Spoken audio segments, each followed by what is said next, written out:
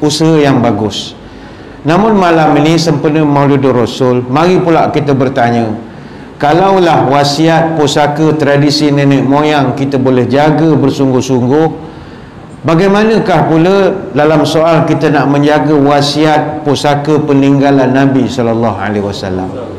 Apa yang Nabi tinggalkan kepada kita?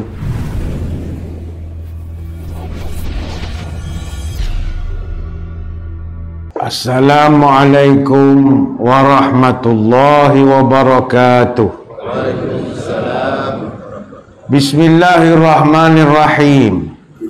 Alhamdulillahi hamdan katsiran tayyiban mubarakan fihi kama yanbaghi li jalali wajhikal karim wa li 'azimi sultanik. Allahumma salli ala sayyidina Muhammadin abdika wa rasulika nabiyil ummi wa ala alihi wa sahbihi wa sallim. Nawaitu ta'alluma wa ta'lim wa tadhakkura wa tadhkir wa naf'a wal intifa' wal ifadah wal istifadah wal hasa ala tamassuki bi kitabillah wa sunnati rasulih wa du'a ilal huda wa dalalah alal khair ibtigha'a wajhillah wa mardatihi wa qurbihi wa thawabihi lillahi ta'ala. Allahumma raddina biqada'ika wa sabbirna ala bala'ika wa auzi'na syukra ni'ma'ika. Ya Allah, jadikan kami redha menerima takdirmu, jadikan kami sabar menerima ujianmu, dan bimbinglah kami untuk sentiasa syukur kepada nikmatmu. Terima kasih yang berusaha saudara pengacara majlis, yang saya hormati Tuan Pengerusi, Barisan Ahli Jawatan Kuasa dan para pegawai Surau Al-Ansar Taman Seri Medan, Teluk Panglima Garang. Seterusnya yang saya hormati juga Pengerusi Persatuan Penduduk Taman Seri Medan Jaya, tuan-tuan guru, para alim ulama, para habaib, muslimin muslimat, hadirin hadirat, tuan-tuan puan-puan, moga-moga dirahmati Allah sekalian. Alhamdulillah, pada malam ini kita bersama-sama di dalam majlis penghayatan Maulidur Rasul sallallahu alaihi wasallam. Pada malam ini saya ingin bercakap soal wasiat dan juga pusaka. Bagi kita orang Melayu khususnya memang kuat berpegang kepada pusaka dan juga adat tradisi orang tua-tua. Lebat daun si bunga tanjung, berbau harum si bunga cempaka, adat dijaga, tradisi dijunjung, baulah terpelihara adat pusaka. Gadis Aceh berhati gundah, menanti teruna menghulur tepak. Gula manis sirih menyembah, adat dijunjung di pinggir tidak. Manis sungguh gula Melaka, jangan dibancuh dibuat serbat. Sungguh teguh adat pusaka, biar mati anak jangan mati adat. Bagi kita sangat kuat pegang kepada pusaka dan adat. Macam kita di negeri Selangor Darul Ihsan ini pun banyak tradisi, warisan serta pusaka orang tua-tua kita dulu yang masih kita pegang sampai sekarang. Sebagai contoh, ini untuk orang Selangor lah, orang yang luar pada Selangor tak adalah dia tahu sangat pasal pusaka Selangor ini. Orang Selangor ni dia ada seni dia, dia ada budaya dia. Kalau seni persembahan, tarian piring Selangor, ada campuling, saya ingat tak semua orang tahulah campuling ni apa. Ada permainan tradisi wow kapal, ni orang Selangor punya permainan. Ada seni halus, misalnya telepuk, itu untuk kain samping. Ada juga seni kelingkan untuk nak buat selempang ataupun selendang. Dan orang Selangor dia ada busana dia, kebaya Selangor. Walaupun jarang diangkat ke permukaan kebaya Selangor ini, tapi masyhur. Begitu juga dari segi makanan, nasi ambengnya dengan kuih kacaunya. Artinya kita jaga sungguh-sungguh. Baru-baru ini saya berkesempatan bertemu dengan Yang Berhormat Tuan Haji Borhan bin Aman Shah. Dia adalah pengurusi Jawatankuasa Tetap Pembangunan Luar Bandar, Kampung Tradisi, Adat Istiadat Melayu dan Kebudayaan serta Warisan Negeri Selangor, merangkap ahli Dewan Undangan Negeri kawasan Tanjung Sepat. Jadi beliau ada bercerita tentang bagaimana Selangor akan kembangkan warisan negeri Selangor ini mengikut daerah. Dia akan pergi ke daerah-daerah, dia akan bawakan budaya tradisi masyarakat di daerah itu. Kalau belah-belah hala ke Sungai Pelik ke, belah-belah hala ke sana, Kampung Bangkong ke apa, itu auzubillah semua, jadi dia bawa auzubillah hala ke sana. Nasi ambeng dan bagai-bagai lagi lah. Kalau pergi belah yang ramai Bugis, mungkin dia bawa budaya Bugis lah, tradisi, ada syarahannya, ada rewangnya, ada burasaknya, ada lepat loinya, dan bagai-bagai lagi. Dia nak mengekalkan tradisi ni. Tapi sebab Selangor dah ramai sangat orang luar, dia pun dah tak tahu dia budaya apa, kadang-kadang dia pening macam tu sajalah. Dia nak hidupkan balik. Ini satu usaha yang bagus. Namun malam ini sempena Maulidur Rasul, mari pula kita bertanya, kalaulah wasiat pusaka tradisi nenek moyang kita boleh jaga bersungguh-sungguh, bagaimanakah pula dalam soal kita nak menjaga wasiat pusaka peninggalan Nabi SAW? Apa yang Nabi tinggalkan kepada kita? Nabi tinggal kepada kita Quran, hadis. Nabi tinggalkan kepada kita ahli keluarga dia. Nabi tinggalkan kepada kita banyak nasihat-nasihat. Saya tidak ulas semualah pada malam ini. Kalau Nabi tinggalkan Al-Quran dan hadis, kita tanyalah berapa surah kita dah hafal, berapa hadis kita dah hafal. Itu sebagai menjagalah, menjaga ya. Dari segi Ahlul Bait Nabi, berapa orang Ahlul Bait Nabi yang menjadi kawan kita? Said dengan Saripah, berapa orang yang kita kawan? Kita mesti kawan dengan orang Said Saripah, hormat mereka. Tapi tidaklah memuliakan macam tikong kia pek si alohai punya tahap dewa, tidak begitu. Kita muliakan sebab ini darah daging Nabi SAW. Cuba jangan tertipu dengan orang yang mengaku jadi keturunan Nabi, itu sajalah. Sebab ialah emas memang kuning, tapi bukan semua yang kuning itu emas. Tandas belakang banyak kuning kalau tuan-tuan nak lah. Tak mesti asal kuning je emas. Jangan asal Said je keturunan Nabi. Tak, ada Said tak tentu, ada Said dia mengaku saja. Dia kalau tuan-tuan nak tahu Said Saripah yang original, tanyakan, you Said dari marga apa? Dia Said Saripah, dia ada dia punya family dia. Dia ada Al-Atas, Al-Yahya, Al-Hamid, Al-Aidrus, As-Sagaf, apa semua. Jadi tanya, you Said ni Al apa? Kalau kata saya pun tak tahu Al apa. Tak adalah, ni alkohol sajalah, mabuk je. Dia mabuk kemasyhuran. Sebab orang tahu kalau ngaku keturunan Nabi, orang hormat kan. Jadi dia gila hormat, dia mengaku. Tak boleh. Dia mesti kita kenal mana yang betul, mana yang kaca dengan permata. Caranya tanya, you dari marga apa? Dia kena ada dia punya tu. Sebab sekarang ni ramai orang menjadikan Said ataupun Saripah sebagai sumber pendapatan. Dia panggil side income. Dia panggil marah pula Said dengan Said. Kita nak membela mereka yang original ni yang palsu ni terlalu banyak sangat. Yang mana kita pun tak tahu datang dari mana. Minta jadi imam di masjid lah, Ramadan lah, apa benda kita pun tak tahu. CJ tak ada apa, tak ada. You siapa? Saya keturunan Nabi. Al apa? Menyusun dia punya al. Tengok hidung lebih kurang kita je. Tak adalah mancung sangat hidung ni pun. Ni lain tahun lah kita cerita pasal Ahlul Bait ni. Malam ni saya nak cerita salah satu daripada pusaka tinggalan Nabi SAW adalah umat dia. Umat dia. Dalam konteks kita lah hidup dalam kejiranan kita ini di Taman Seri Medan ini, kita duduk berjiran. Tahukah kita bahawa Nabi SAW memberi wasiat sangat terperinci bahawa kita mesti jaga hidup berjiran ini. Adat hidup berkaum keluarga, ingat mengingat, jaga menjaga. Begitu juga dengan tetangga, supaya rumah menjadi surga. Dengan jiran janganlah bongkak, jangan dibangga harta yang banyak. Kalau berpangkat jangan belagak, supaya pergaulan tidak jadi rosak. Dengan jiran buatlah baik. Kita semua bagaikan adik-beradik. Janganlah suka usik-ngusik. Hidup setosa sehilir semudik. Hidup serumah beramah tamah, bersopan santun, berlembut lidah. Kalau menegur jangan menyergah, kalau tak suka pun jangan menyanggah. Hidup berjiran banyak cabaran, tanggungjawab besar mesti dibeban. Jaga kebajikan jadi kewajipan, janganlah itu kita sama abaikan. Dengan jiran berbaiklah selalu, lapangkan dada, bantu membantu. Ingat mengingat, janganlah jemu, supaya jiran tak jadi seteru. Justru itu wahai sahabat, jaga pelihara kaum kerabat. Dengan jiran ingat mengingat, supaya sejahtera dunia akhirat. Malu kita tengok ada orang duduk berjiran tetangga, duduk satu taman perumahan tapi bergaduh dengan jiran. Ni malulah kita. Kita tak jaga wasiat yang Nabi ajarkan. Sebab Nabi sebut, "Man kana yu'minu billahi wa yawmil akhir fala yu'zi jarahu." Kalau kau percaya Tuhan tu ada, kalau kau percaya hari kiamat tu ada, jangan kau sakitkan hati jiran kau, kata Nabi. Hadis riwayat Imam Muslim. Jangan sakitkan hati.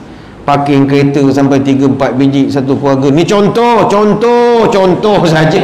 Contoh ni di Kuantan, bukan sini. Okey. Sini semua okey semua. Ni cerita di Kuantan.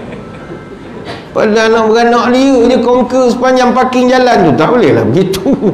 Sampah tak boleh buang, buat rumput, potong rumput rumah dia, sampah taruh rumah orang. Ni apa pesen jiran begini? Tak betul. Pasang lagu memekak-mekak pada tengah-tengah malam, pekak agak sampai orang lain boleh mendengar. Baik tu Nabi suruh kita buat baik dengan jiran. Ini wasiat dia, man kana yu'minu billahi wa yawmil akhir falyuhsin ila jari. Kalau kau percaya Tuhan tu ada, kalau kau percaya akhirat itu ada, kau mesti falyuhsin, mesti buat ihsan kepada jiran kau. Apa makna ihsan? Ada belas ihsan. Dia ihsan ni tuan-tuan, oi, kalau nak ulas tajuk ihsan ni makam tinggi. Sebab itu orang beriman ni, tak semua orang Muslim itu beriman, dan tak semua orang beriman itu orang ihsan. Ada orang iman kuat, ihsan tak ada. Macam kita lah, masa SOP teruk kita kena jaga masjid surau. Yang jaga surau masjid ni semua orang beriman. Tapi ihsan ada tak? Tak ada. Orang datang lupa bawa sejadah, dia halau balik, tegak-tegak balik. Ihsan payah. Saya boleh cakap sebab saya jaga masjid. Kita sebut salah di mana tersepit antara ihsan dengan peraturan. Tapi pandang kiri kanan, tengok penguasa tak ada, tengok polis tak ada, bang semayang belakang tu, jangan bising-bising tu lah. Awak jangan upload dalam Facebook pula. Itu lah kita pesan ihsan. Ada orang tak ada ihsan, tak ada langsung. Kadang orang tu datang pakai mask, bawa anak, sampai tu minta maaf SOP anak tak boleh masuk. Allah, macam mana saya nak tinggal, saya nak semayang? Pandai-pandai lah cik fikir macam mana. Kami pun banyak kerja lain, tak menjaga anak cik pula. Ihsan tak ada langsung. Orang tu mana nak tinggal, nak colik orang anak, ambil organ pun cerita. Akhirnya dia pun hantarlah semula anak dia ke kereta, pasanglah aircon lampu semua, gamble, jalan, nak masuk lagi semayang. Tahan lagi oleh AJK masjid. Minta maaf cik, tak boleh masuk. Kenapa pula? Sejadah tertinggal. La ilah. Apa salah? Tegur je sejadah. Anak kecil kan tak adalah pergi balik. Akhirnya apa berlaku? Kenalah penampar AJK tu. Buat nyusah. Ihsan tak ada. Tapi alhamdulillah ni cerita dulu cerita. Sekarang ni okey, AJK semua okey dah. Teruk kita orang kena dulu tuan-tuan. Tersepit ihsan. Sebab itu Nabi guna perkataan fal yuhsin. Kau mesti ada ihsan kepada jiran kau. Sebab itu tadi saya sebut, Nabi mewasiatkan tentang jiran ini, sehingga kan dia sendiri dipesan oleh Jibril untuk jaga jiran. Kata Nabi, mazala Jibril yusini bil jari hatta zonantu annahu sayuwarrithuh. Hadis Bukhari Muslim. Aku ni tiap kali Jibril datang, antara dia tak pernah lupa untuk pesan adalah jaga jiran. Tiap kali dia datang, sehingga kan aku kadang-kadang terfikir, kata Nabi, agak-agak jiran ni boleh dapat harta pusaka agaknya. Begitu mustahak sekali pesanan tentang jiran ini. Mari kita tanya malam ini, kita jaga ataupun tak jiran? Kalau kita tak jaga jiran, tak sempurnalah iman kita. Sebab itu dalam hadis daripada Sa'ad bin Abi Waqqas radhiyallahu anhu, orang tu kalau dia jaga jiran, dapat jiran baik, itu tanda dia dapat kebahagiaan di dunia. Yang kita selalu doa, Rabbana atina fid dunya hasanah, ya Allah berikanlah segala kebaikan dunia, wa fil akhirati hasanah, berikan segala kebaikan akhirat, wa qina azabannar, jauhkan daripada neraka. Salah satu daripada kebaikan dunia adalah dapat jiran baik. arba'un minas sa'adah. Ada 4 komponen kebahagiaan dunia. Al-mar'atus salihah. Nombor 1, dapat isteri baik. Dapat isteri yang tidak menyakitkan kepala kita. Tak semua orang beruntung dapat isteri yang baik. Tak semua orang. Ada orang dapat isteri memang garang. Ada. Atas nasib masing-masing lah. Pandai-pandai lah tuan-tuan. Tak semua orang bernasib baik. Yang kedua, kata Nabi, wal maskan wasi'. Tanda kebahagiaan duniawi adalah rumah luas. Besar rumah. Macam kita duduk di kampung, rumah 2 ekar. Oh, syok betul halaman rumah 2 ekar. Rumah kecil je. Time ribus kereta tak pandang cermin. Oh, memang tak kena apa-apa 2 ekar rumah. Sini sinci-sinci undur. Maknanya rapat sangat. Jadi bahagia, kata Nabi, rumah besar. Yang ketiga, wajarus salih. Engkau dapat jiran baik. Itu nikmat dunia. Tak semua orang dapat.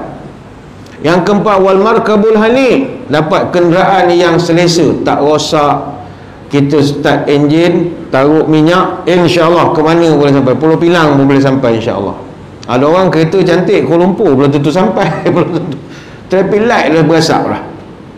Dan wa arba'un minasyaqa. Ada 4 perkara yang merupakan malang lah dalam kehidupan. Pertama, al-mar'atus su'. Dapat isteri yang jahat ataupun tak baik. Yang kedua, wajarus su'. Dapat jiran yang tak reti bahasa. Yang ketiga, markabus su'. Dapat kereta yang asyik rosak. Wal maskanud dayyik. Rumah yang terlalu sempit, kata Nabi. Ini hadis riwayat Baihaqi, At-Tabrani dan juga Ibnu Hibban. Sebab itu kalau kita hari ini dapat jiran baik, tuan-tuan kena syukur pada Allah. Tak semua orang dapat. Tak semua. Maka kita bila dapat jiran yang baik, jadilah kita jiran yang baik. Imam Baihaqi dalam kitab Syu'abul Iman, dia mengatakan bahawa iman ini ada 70 cabang, dan buat baik kepada jiran itu duduk pada cabang ke-67. Sehingga kan ulama mengajar, kalau ente nak beli rumah, apakah kriteria pemilihan sesebuah rumah yang kita nak beli? Kan ada di sini tuan-tuan yang dah mula berkira-kira nak beli rumah, perumahan mana baru naik. Kita pun pergilah dekat dengan showroom dia, kita pun tengoklah plan dia, tengok model rumah kat mana. Ada orang dia nak beli, dia tengok feng shui, matahari, morning sun mana, afternoon sun, macam-macam lah, dia ada kiraan-kiraan dia. Tetapi ulama' mengajarkan cara nak beli rumah adalah al-jar qabla dar. Tanya dulu siapa jirannya itu, baru kau beli rumahnya itu. Bayangkan tuan-tuan beli rumah, satu baris semua orang bukan Islam. Bukan tak boleh duduk orang bukan Islam, malah kalau tuan-tuan mati, mati seorang je lah. Tak ada orang nak berdoa, buat tahlil, berdoa, tak ada lah. Takkan dia kangkong duduk sebelah, tak tahu apa-apa. Tapi kalau dalam tu kita tahu jiran kita sebelah orang Islam, tak kira apa bangsa. Bukan kita fanatik suku bangsa, tidak, dia Muslim, kita lega.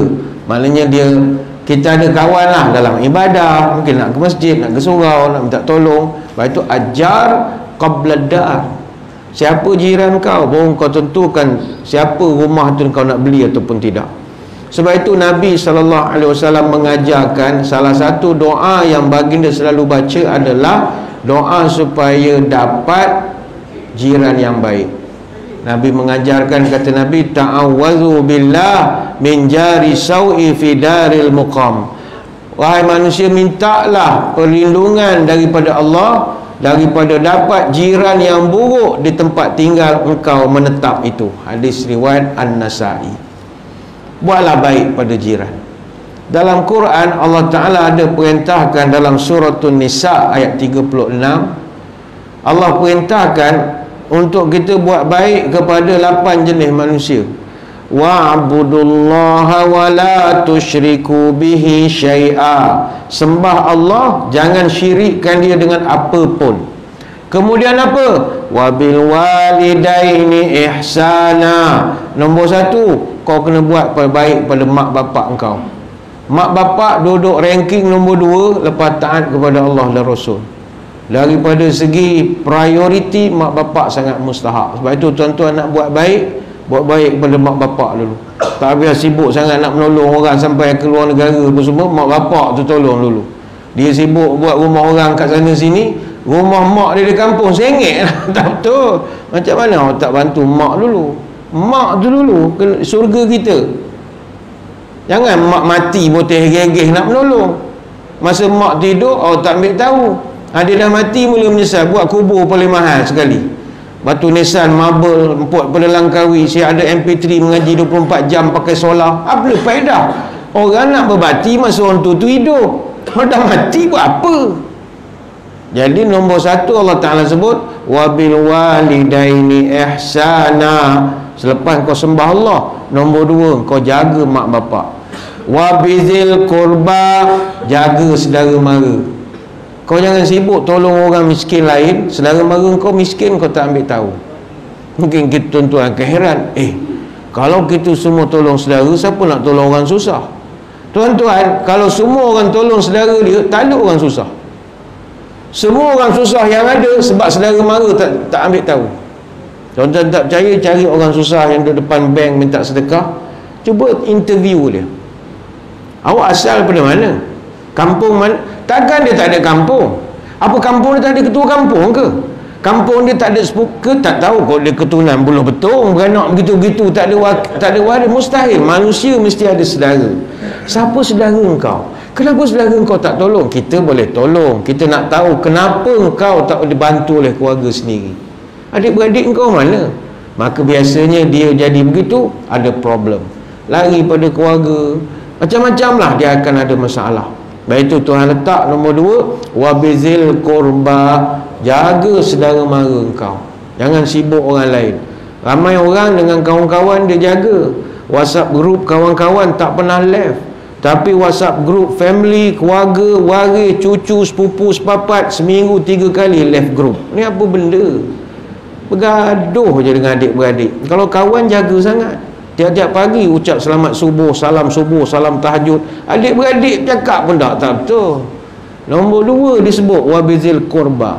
Yang ketiga wal yatama, jaga anak yatim, buat baik pada anak yatim. Yang keempat wal masakin, kau mesti jaga orang miskin. Dia orang miskin ni ada pelbagai sebab. Ada orang jadi miskin sebab dia ditimpa bencana, atau dia jadi miskin kerana tak mampu secara tiba-tiba lah. Dia jadi ilat kecederaan, kemalangan tempat kerja, dia tak mampu nak kerja, atau sakit yang menyebabkan tak boleh bekerja. Orang miskin sebab tua, tidak mampu, ditimpa bencana, wajib ditolong. Wajib. Yang kedua, ada orang jadi miskin sebab boros. Ada. Dia melabur, sistem melabur peram mana pun, yang mana diikutlah piramid punya style ini, kena tipu habis 30,000. Dulu duit ada, sekarang duit dah tak ada. Dia jadi miskin kerana salah percaturan ataupun kerana boros. Ada jadi miskin sebab kalah judi. Ada berjudi ke genting balik miskin. Ada. Orang begini wajib juga kita buat baik, tetapi wajib dinasihati, jangan dibiarkan. Sebab itulah kita orang-orang beriman, orang yang cinta Nabi ni, kalau kita tak sayangi orang miskin, pengakuan cinta Nabi kita tak ada makna. Kata Syekh Hatim Al-Asam, ketika orang tanya kepada dia apa tanda orang cinta Nabi, kata dia, manidda'a arba'atan bila arba'atin fa da'wahu kazibatun. Siapa yang mendakwa 4 perkara tapi 4 perkara ni tak ada bukti, maka 4 pengakuannya itu tak ada erti. Pertama, manidda'a hubballah walam yantahi an maharamillahi ta'ala fa da'wahu kazbun. Siapa yang mengatakan dia cinta Allah tapi masih belum bersedia meninggalkan larangan Allah, maka pengakuannya itu bohong saja. Wa man idda'a hubban nabi wa karihal fuqara wal masakin fa da'wahu kazbun. Siapa yang mengaku-ngaku cinta Nabi tapi tidak suka dekat dengan orang fakir dan miskin, maka pengakuannya itu bohong. Mustahak mendekati orang miskin. Kalau orang tu, saya cinta Nabi Ustaz, saya dah beli serban macam-macam, capal ada, lambang unta ada, macam-macam benda saya beli, itu bukan simbol cinta. Yes, kita menunjukkan kita terlibat di dalam majlis-majlis cinta Nabi, Tapi cinta Nabi yang hakiki adalah engkau mendekati orang miskin. Sebab Nabi dia sangat mendekati orang miskin. Yang ketiga, wa man da'ahu bal jannah wala yatasaddaq fa da'wahu kazbun. Siapa mengaku nak masuk surga tapi kedekut, tak pernah sedekah, maka pengakuannya itu tipu saja. Macam mana dia nak masuk surga, sedekah pun tak pernah. Tuan-tuan nak tengok wayang pun bayar. Takkan surga free? Mana boleh, bayarlah sikit. Bukan bayar kepada penganjur apa dah. Kita seolah-olah macam orang hulu balang, dia beli surga dengan darah dia, mati syahid. Macam kita orang yang orang awam ni, kita beli surga dengan sedekah kita. Sedekah 20 sen sehari, itu tahap kedekut paling bawah sekali lah. Ada orang sedekah dengan senyumnya, pandang tabung senyum. Senyumnya sedekah juga ni, untuk kedekut tahap puaka namanya. Kita sedekah sebab kita niat nak masuk surga. Yang keempat, kata Syekh Hatim Al-Asam, wa man da'a khaufun nar wa lam yantahi 'anil dzunubi fa da'wahum kazbun. Siapa mengaku takut nak masuk neraka tapi masih lagi kekal melakukan perbuatan dosa, maka itu juga bohong, kata Syekh. Sebab itu Nabi sangat memberi penekanan supaya kita jaga orang miskin. Pernah Nabi berwasiat kepada Abu Dzar Al-Ghifari radhiyallahu anhu. Kata Abu Dzar, "Ausani khalili sab'un." Kekasihku Nabi Muhammad pernah berwasiat pada aku 7 perkara. Pertama, bihubbil masakin wa an adwa minhum. Nombor 1 yang dipesan, cintailah orang miskin dan kau kena dekat dengan mereka. Ini nombor 1 Nabi pesan pada dia. Yang kedua, wa an anzura ila man huwa asfala minni wa la anzura ila man huwa fawqi. Hidup kena selalu pandang orang yang lebih susah daripada kita. Jangan pandang orang yang lebih senang daripada kita. Macam tuan-tuan menengok TikTok, selalu tengok video orang kaya-kaya. Letih, kena tengok video orang miskin, baru tahu syukur nikmat. Orang kaya memang semua benda dia nak tunjuk. Baju lawa, kereta lawa, syagabong, deng-deng-deng, deng-deng-deng, syagabong, deng-deng-deng, deng-deng-deng. Dia memang dia suka tunjuk kekayaan dia. Kita pun terliur bila lah aku nak kaya macam dia. Cuba tengok orang miskin, anak yatim yang mak dah meninggal, kita akan rasa syukur. Yang ketiga, wa an asila rahimi wa in jafani. 3, kata Abu Dzar, Nabi pesan pada aku, sambunglah silaturahim dengan orang yang benci pada aku. Tuan-tuan, sambung silaturahim dengan orang yang memang sayang, suka kita, itu biasa. Macam dalam WhatsApp group, kita ada grup alumni sekolah, memang semua tu kawan kita. Seminggu sekali buat perjumpaan kayuh basikal misalnya. Kita pun tengok aku jaga silaturahim, masuk surga aku ni. Memang lah. Tapi engkau jaga silaturahim dengan orang yang memang kawan kau. Nabi kata silaturahim yang terbaik, kau sambung silaturahim dengan orang yang tak suka engkau. Orang yang menyampah kat kita, beri salam tak jawab, Assalamualaikum dia buat pekak, ulu tangan dia buat bodoh. Orang ni kita usaha buat baik, orang ni first class punya silaturahim. Baik dengan orang yang memang baik dengan kita tu biasa, tapi baik dengan orang yang menyampah kat kita, itu luar biasa. Yang keempat, wa an ukthira min la haula wala quwwata illa billah. Nabi pesan pada aku, banyakkan membaca hauqalah, la haula wala quwwata illa billah. Yang kelima, Nabi pesan, wa an atakallam bi murbi haqq. Nabi pesan, berkatalah yang benar walaupun benda tu pahit untuk kita terima. Yang keenam, wala ta'khuzni fillahi laumatal laim. Jangan pedulikan kecaman orang kalau engkau berada pada jalan yang benar. Dan yang ketujuh, wa an la as'alan nas syai'a. Jangan termakan budi dengan orang. Sekali kau termakan budi, tergadai bodi, habislah. Dia ungkit segala pertolongan kita. Kadang surau masjid pun sama. Ini contoh saja ya. Ada setengah masjid surau adalah dapat banner baru. Yang mengusahakan tu adalah orang tertentu, individu, datuk tertentu, Tan Sri tertentu. Bila masjid dah siap, surau dah siap, dia punya ungkit tuan-tuan sampai cucu. Ini kalau bukan atuk aku buat, korang tak merasa ada surau tau. Ni malas makan budi ni, kita jadi tergadai habis maruah. Jadi payah nak dapat kalau terlalu termakan budi. Kita doa kepada Allah, moga kita tak termakan budi yang melampau sangatlah. Terhutang budi itu biasa, orang buat baik pada kita. Tapi kalau dah tu makan budi, habis. Lepas tu Nabi pesan pada Abu Zar, la as'alanna syai'a, kau jangan meminta-minta kepada orang sampai kau terpaksa macam mengemis nak makan budi dia. Jangan, kata Nabi. Sebab itu Nabi, saya tak ulas semula, Nabi sangat mengambil perhatian, cintailah orang miskin, hubbul masakin wa an adnuwa minhum, dan dekatilah mereka. Sambung balik, apakah yang Allah Ta'ala pesan lagi pada kita? Wajarizil qurba, buatlah baik kepada jiran-jiran yang ada hubungan saudara. Tuan-tuan duduk di perumahan sini, ada jiran kita yang dia saudara kita. Yang keenam, waljaril junub, ada buat baik kepada jiran yang bukan saudara. Golongan yang ketujuh, wasahibi bil jambi, buat baik dengan orang yang sahib bil jambi. Ini ada tafsiran berbeza para ulama. Kata Ibn Abbas, sahibu bil jambi ni orang yang lemah yang sedang belajar berguru dengan kita. Budak-budak baru nak belajar, jangan keras sangat.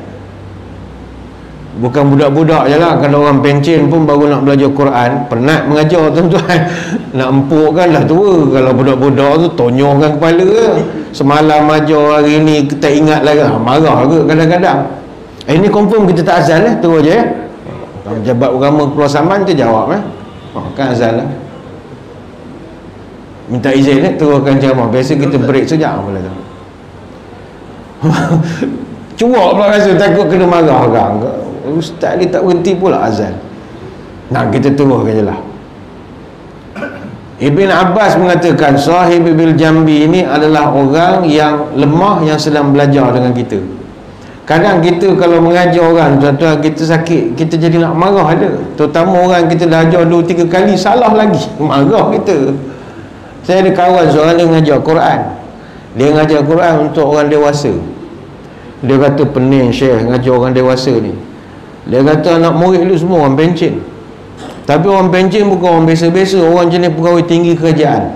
Dia jenis pencen jusasi grade 54. Dia punya angin satu badan. Dia rasa dia panggil post power syndrome kan, dia masih lagi rasa ada kuasa. Jadi dia punya angin tu lain lah, dia kata. Dia ajar satu orang datuk tu. Datuk tu pangkat besar lah, Negeri Pahang dulu. Ajar. Baguslah dia nak belajar Quran. Orang lain pencen main gop, tak baca Quran. Dia nak belajar walaupun start daripada mula. Baca. Yalah, tapi lah dah umur 60 orang lain lah. Bismillahirrahmanirrahim. Betul Ustaz? Saya baca Ustaz? Betul Datuk. Dia buat macam suara agung lah. Almari. Kawan saya kata, minta maaf Datuk, ni bukan almari, ni saya dah ajar 3 kali dah ni. Lah bukan almari, apa benda? Alif lam mim ra. Oh, bukan almari? Bukan. Dia kata ini dia ayat ni keliru. Sepatutnya dia kena asingkan alif lam mim ra, baru orang boleh baca elok. Bila dia sambung, orang dia ingat ni suara agung punya notis ke, boleh minit, boleh ubah-ubah ayat Quran ni. Dia boleh petikai, bukanlah petikai, banyak cakap tu lah. Kata aku rasa nak ambil rehat, nak ketuk kepala kung gini. Banyak ingat petikai, orang baca tegur tu betul kan je lah. Baca balik, lusa salah lagi. Buat geram betul. Kalau ajar budak-budak lain. Tapi tu bila kita tengok, oh Allah Ta'ala pesan wasahibi bil jambi, buat baik, jangan garang-garang sangat, sabar. Sabar itu subur, enggak sabar masuk kubur. Namanya sabar. Sabar. Ajar sajalah, esok dia dapat beramal, kita jadi dapat pahala mudah-mudahan.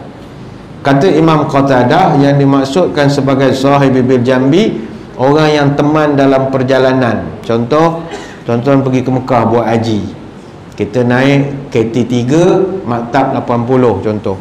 Semua orang dalam KT3 tu kita asal tak kenal, tapi sebab kita dah travel 10 jam sampai ke Madinah, kita dah berkawan, naik bas pergi ke Mekah, dah jadi kawan, duduk 40 hari lebih. Walaupun kita kenal dia baru sebulan lebih, tapi mereka juga masuk dalam kategori sahibi bil jambi, yang kita dituntut oleh Allah untuk buat baik pada mereka. Kawan-kawan alumni haji kita itu kena buat baik. Dan yang ke-8, wabnis sabil, anak rantau, anak dagang. Macam kita duduk Selangor, ramai rakan-rakan kita daripada negeri lain cari rezeki di bumi Selangor. Jadi dia duduk di sini, orang Terengganu, orang Pahang, orang Perak, orang Kedah, orang Johor, ahlan wa sahlan wa marhaba, kita Selangor negeri besar, silakan duduk, tak ada masalah, dan kita buat baik pada mereka. Daripada 8 golongan ini, kalau tuan-tuan perasan, 2 daripadanya adalah jiran. Begitu mustahaknya jiran. Itu sebab kita sebut jiran ini adalah wasiat terpenting dalam Islam, tapi jarang kita cakna ataupun ambil perhatian. Jiran ini adalah saksi kebaikan kita dan juga adalah saksi keburukan kita. Sebab itu kalau nak tahu orang tu baik ataupun tidak, tanya jiran dia je. Jiran adalah saksi paling dekat. Sehingga dalam hadis Nabi pernah sebut, idza qala jiranuka qad ahsanta faqad ahsanta, wa idza qalu innaka qad asata faqad asata. Kalau jiran kau mengatakan kau baik, maka baiklah kau. Tapi kalau jiran-jiran kau mengatakan kau tak baik, memang kau tak baik, kata Nabi. Hadis riwayat Ahmad dan Ibnu Majah. Apa sebab? Kita pun tahu jiran yang paling tahu perangai kita dan keluarga kita. Menjerit macam King Kong, wah, satu lorong dengar. Oh, kalau dalam Instagram gini, ambil gambar gini, Budiman je nampak hebat, jiran je tahu menjerit, dia satu keluarga sama je. Isteri menjerit, anak menjerit, jiran je tahu perangai kita. Tapi kalau kita baik, jiran tahu, oh bagus dengan orang sebelah, 4:30 buka lampu pagi lah, isteri bangun, kita semayang malam agak setiap pagi, bagus, selalu dengar Quran. Dia punya suami azan je surau, kalau cik dengar bunyi motor, jiran saya lah tu, Bilal tak sampai, dia sampai, Bilal imam tak sampai, dia sampai dulu. Orang puji, mana baik betul lah. Sebab itu jiran ni dia adalah saksi kebaikan kita, kata Nabi. Kena jaga mereka ni. Dan jiran dia kedudukan dia tinggi dalam Islam sebab dia pengganti saudara mara kita. Asah di batu si tanduk rosa, rosanya mati dilanggar kereta, jiran membantu tak kira masa, merekalah pengganti keluarga kita. Batu geliga, batu permata diikat dengan emas suasa, jiran tetangga saudara kita, layanlah dengan beramah mesra. Gerimis bercucuran, hujan tak lebat, gugur bertaburan, si bunga langsat. Hidup berjiran perlu muafakat, kerana jiran adalah orang terdekat. Dia yang tahu rahsia kita. Jangan tuan-tuan yang jenis ngisap rokok, sorok-sorok, isteri mungkin tak tahu, jiran tahu. Sebab jiran pun menyorok-nyorok isap rokok juga di luar, dia pun tahu. Ada geng rupanya. Takut bini punya geng semua duduk luar pagar, belakang dapur, jirannya tahu perangai kita. Ustaz tu bukan suruh pelik, aku nampak dah. Dia yang tahu rahsia kita. Jadi buatlah baik dengan orang yang simpan rahsia kita. Kena dia buat novel, mati kita. Siapa jiran? Imam Syaukani dalam kitab Fathul Qadir jilid yang pertama, dia mengatakan, kalau ikut uraian salafus salih, jiran ni ada berapa kategori. Kalau ikut Sayyidina Ali radhiyallahu anhu, jiran ni adalah siapa saja yang mendengar azan dan qamat daripada surau qaryah kita, maka itulah radius jiran kita. Maka tuan-tuan yang duduk di taman ini, surau Al-Ansar ni, jauh mana radius dia punya azan. Selagi radius suara tu boleh disampaikan, maka sampai ke sanalah jiran tuan-tuan sekalian. Dan dalam tafsir Qurtubi jilid yang kelima mengatakan, ini riwayat yang popular daripada Aisyah, jiran ini adalah 40 rumah sekeliling kita. Keliling maknanya depan, belakang, kiri, kanan. Kalau duduk Kuala Lumpur, atas, bawah, mana rumah tinggi. Dalam Fathul Bari pula, dia memberi perincian lagi mana bab jiran ini mustahak. Dalam Fathul Bari jilid 10 diberi pula perhatian, perincian manakah jiran yang perlu mendapat prioriti daripada kita. Dia jiran ni dia ada dia punya priority juga, seniority, kekananan dia ada juga. Pertama sekali yang priority kita kena bantu adalah jiran yang paling dekat dengan pintu rumah kita. Jiran ni dia duduk ranking pertama. Kalau kita nak hantar lauk, hantar oleh-oleh apa semua, ini ranking pertama. Mana kalau tuan-tuan baru balik pada bercuti di Jakarta, orang semua tahu tuan-tuan satu keluarga pergi Jakarta, Bandung, balik nak bagi oleh-oleh kena bagi yang dekat dulu. Jangan cross 3 lorong bagi jiran sana. Something wrong lah. Macam mana kau boleh cross lorong? Senioritinya adalah di sebelah. Yang kedua, priority adalah jiran yang ada hubungan darah kita. Dia jiran, dia juga saudara, sepupu, ipar, apa lagi, pak saudara mungkin. Semuanya saudara-saudara lah, dua-dua saudara. Ramainya sepupu lah. Kalau dah 3 pupu tu jauh sangat dah, kupu-kupu ni jauh sangat dah. Kalau sepupu tu kuat lagi, kuat lagi. Yang ketiga, kalau menduduki prioriti kita adalah orang-orang alim ataupun orang yang ada kelebihan. Contohnya orang pandai urut. Kena, tuan-tuan kena bodek lebih. Dia pandai urut, dia pegang belakang kita, terus kita. Itu kena buat baik orang macam ni. Macam tuan-tuan dengar ceramah duduk sila lama, sakit belakang, aduh, surau tak ada kursi lipat pula dah. Kalau ada boleh menyelor, balik sakit belakang. Kebetulan jiran je ni pegang dia terus, cari dia terus. Kita seronok berjiran dengan orang yang pandai-pandai ni. Dengan mereka ni kita kena bagi priority sikit. Kemudian siapa lagi? Jiran orang yang soleh dan orang kuat ibadat, soleh dan abid, itu priority kita. Kemudian barulah kita pergi kepada jiran yang fasik dan ahli maksiat. Yang geng kuat maksiat pun kita kena jaga. Walaupun mereka tak pergi surau, hoha-hoha, tak tutup aurat, hang sana, hang sini, dia tetap jiran kita, kena buat baik. Tapi kalau hantar oleh-oleh, dia duduk ranking nombor 5 selepas orang lain. Jangan hantar dia dulu, tak betul. Hantar yang ada priority. Dan yang terakhir sekali, jiran non-Muslim tetap mendapat hak daripada kita.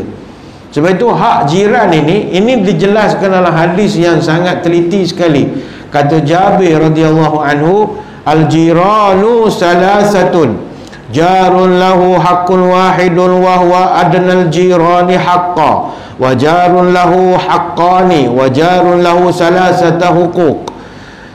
Kata dia, jiran ni dia ada beberapa jenis. Ada jiran Muslim, ada jiran yang Muslim bukan saudara, ada jiran Muslim yang ada hubungan saudara. Dan kalau dia Muslim ada hubungan saudara, bagi mereka ada 3 hak.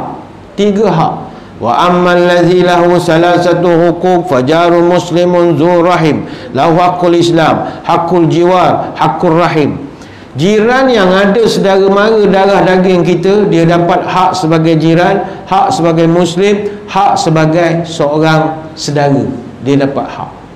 Jadi bukanlah senang nak menjaga hak jiran ni. Sebab itu Nabi pesan, aku dipesan oleh Jibril supaya jaga hak jiran. Bertalu-talu sampai aku fikir agak jiran ni boleh dapat pusaka agak. Maka kena jaga jiran. Termasuk juga jiran kita yang non-Muslim. Tuan-tuan jangan, kita walaupun kita orang Islam ada rasa ketuanan sikit macam-macam, dengan jiran yang non-Muslim kita tak boleh zalimi mereka. Rakan-rakan kita non-Muslim ni dia ada hak dia. Dalam hadis Muslim Nabi sebut, fa ammal ladzi lahu haqqun wahidun fajarun musyrikun la rahima lahu haqqul jiwar. Kalau engkau berjiran dengan orang bukan Islam sekalipun, dia ada hak untuk dapat kebaikan daripada kamu. Bukan hak dia kerana dia Muslim, bukan hak dia kerana dia adalah saudara kita, tapi kerana dia adalah jiran kita. Mereka ada hak. Imam Az-Zahabi dalam kitab Haqqul Jar, dia mengatakan bahawa fa'in kana jaruka yahudiyan au nasraniyan fid dari au fis suq au fil bustani fajawiruhu bil ma'ruf wala tu'zihi. Kalau jiran kau, hatta kalau dia Yahudi sekalipun, buat baiklah kepada mereka, kerana dengan kebaikan kita pada mereka membuka jalan kepada hidayah Islam. Kadang-kadang tuan-tuan, ada non-Muslim, kita ajak masuk Islam, dia tak nak. Apa you tak nak masuk Islam? Ayah, saya punya jiran lah, semayang pun tak nak. Jadi dia membandingkan dengan apa yang terdekat dengan dia. Tapi kalau jiran yang Muslim, baik dengan dia, anak-anak dia bagi coklat, bagi macam-macam. Kita kadang duduk kawasan satu kejiranan, ada jiran kita misalnya orang India, non-Muslim, dia meninggal. Kadang ada orang tanya, Ustaz boleh tak pergi ziarah orang India mati? La ilah Allah, teruk kau ni ajaran sesat lama sangat dah ni. Dia nak pergi ziarah India mati pun dia takut. Mana belajar yang sampai jadi takut sangat ni? Takut syirik lah Ustaz. Astaghfirullahalazim. Ziarah orang mati syirik apa? Pergilah ziarah. Mungkin dengan ziarah kita itu dia respect pula orang Islam. Oi, baguslah ini orang Melayu, orang Islam sekarang baguslah. Datang tengok kita punya ayah mati. Tonton gila sekali orang India kalau mati, tonton tengok lebih kurang macam orang kita juga. Dia punya ritual dia lebih kurang. Dia duduk keliling ada baca, bila dia baca ayat dia lah, lebih kurang kita lah. Kita tengok, banyak kita belajar lah, belajar. Kalau orang Cina mati lain pula. Saya dulu ramai kawan-kawan Cina, dia bila mati masa zaman-zaman sekolah, bila mati dia ajak datang. Dia kata, atuk aku mati. Okey, kau datanglah rumah, pakai baju guni. Apa pasal? Kau menangis. Kenapa menangis? Nanti dapat duit. Wow, suka lah budak-budak. Pergi tu lah, atuk dia mati, pakai baju guni, tutup kepala lah. Nangis. Okey, nangis. Habis nangis dapat RM5. Wah, ini sudah bagus. Sembahyang jenazah baru RM2. Nak kena dia semayang lagi, leceh. Masa tu zaman budak mikir kan, pergi Cina mati. Lama saya berkecimpung dalam dunia Cina mati kan. Tapi dulu lah zaman budak lah, zaman budak. Saya tanya kawan saya, apa orang Cina kalau mati mesti mau nangis kuat-kuat? Kalau dia kata ini saudara mati, kalau kita punya atuk mati, cucu-cucu semua nangis, nanti dia cepat masuk surga. Apa sahaja cepat? Itu malaikat pening, manyok bising. Kasih masuk cepatlah, ni manyok bising lah. Dia punya keluarga nangis tak lanti. Aku dah pening kepala, kasih masuk. Dia punya pahaman. Bila dengar, ya tak ya juga. Tapi yalah, lakum dinukum wali yadin lah ya. Bagi kita orang Islam tak boleh makin kuat menangis, makin teruk jenazah tu diseksa nanti ya. Jadi kalau balik pelajaran tadi, kalau ada jiran kita meninggal, apa pergilah. Walaupun dia non-Muslim, tak mengunggurkan syahadah kita. Pergi India meninggal, kita pergi. Cina meninggal, kita pergi. Masuk ziarah, tengok macam mana kematian dia. Dalam kitab Is'adul Rafiq wa Bughyatus Sadiq, ada diceritakan kisah ada seorang ahli sufi namanya Sahal bin Abdullah Al-Tustari rahimahullah. Dia ni duduk rumah 2 tingkat. Dia duduk tingkat bawah, ada rumah atas, ada jiran dia orang Majusi, non-Muslim. Jiran dia ni Majusi, dia punya bilik air dia ada leaking. Leaking taklah teruk, tapi air menitis tu bocor. Dia leaking yang halus sajalah. Jadi dia ni ahli tasawuf, dia malas nak menegur, malas nak bising-bising. Dia tadah air tu pakai bekas, pakai besin berbelas tahun. Dia tak pernah komplain sekali pun. Tahun 283 Hijrah dia jatuh sakit, bedridden lah. Datang orang ziarah, termasuklah jiran Majusi dia ni, datang pergi tengok. Bila dia masuk, dia tengok tadah air ngam-ngam bawah bilik air dia. Dia tanya pada ahli keluarga ni, kenapa tak pernah bagi tahu saya? Kenapa tak komplain? Kenapa tak cakap? Jawab dia, kerana Nabi pernah pesan pada Nabi, kami pernah berpesan, salah satu yuhibbuhumullah, ada 3 perkara kalau berlaku pada engkau tanda Allah sayang pada engkau. Antaranya ar-rajulu yakunu lahu jarun yu'zihi jaruhu fayasiru ala adhahu hatta yufarriqu bainahuma mautun aw dhu'unun. Kata dia, Nabi pernah bersabda 3 golongan, 3 orang ini dicintai Allah. Salah satunya adalah orang yang memiliki jiran yang menyusahkan dia, tetapi dia bersabar menghadapi kesusahan itu hinggalah maut memisahkan mereka. Hadis riwayat Imam Ahmad. Ini jiran dengan non-Muslim. Lepas tu tuan-tuan, kalau dapat jiran tak reti bahasa, sabar banyak. Pening tuan-tuan, dapat jiran tak reti bahasa ni sakit kepala. Dapat dia satu keluarga jenis menjerit macam Tarzan ni, tak larat kita tuan-tuan duduk tiap-tiap pagi dengar wah wah wah wah. Aduh, tak larat kita. Tapi sabar. Sabar itu subur. Sabar. Enggak sabar masuk kubur. Kalau kita campur jadi bergaduh. Jadi dengar je lah, anggap je lah dia macam nyanyi je lah pagi-pagi tu. Sabar. Allah akan cinta kepada kita kerana kita bersabar di atas kesusahan yang dilakukan oleh jiran kita. Ada satu kenalan saya tuan-tuan, kalau tuan-tuan pening dapat jiran kuat menjerit macam Tarzan, kawan saya ni lagi pening, rumah dia, sebelah rumah dia Persatuan Motosikal Harley Davidson. Tuan-tuan bayangkanlah, rumah sewa sebelah tu digunakan oleh Persatuan Motosikal untuk jadikan kelab mereka. Tuan-tuan pernah dengar motor Harley Davidson punya enjin? Exhaust dia dipatenkan, punyalah bunyi exhaust dia special. Kalau sebiji motor pun kita kalau tengah ceramah dia tak dengar, dia lalu.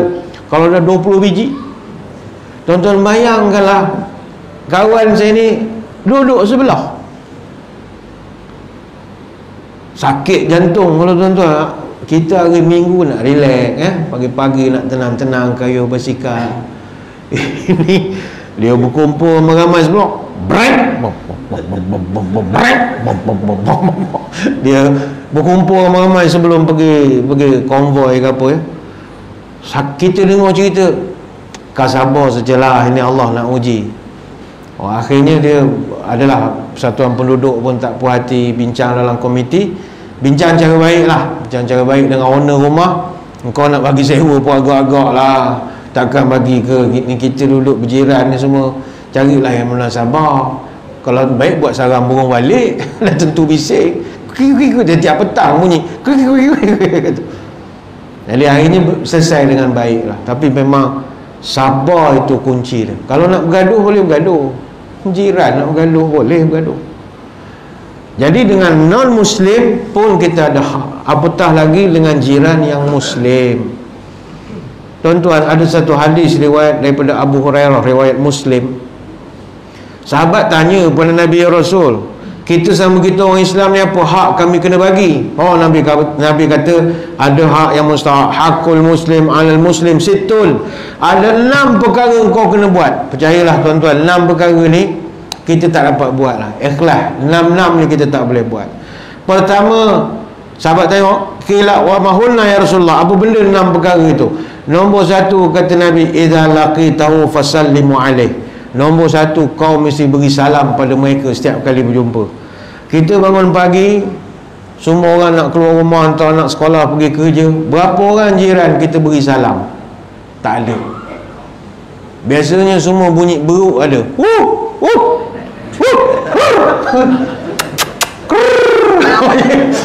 Macam beri ayam makan, suka melengok. Oi, dia tak ada langsung ikut peraturan Nabi aja. Assalamualaikum, waalaikumsalam. Dia dapat satu tanggungjawab, selesailah pagi tu.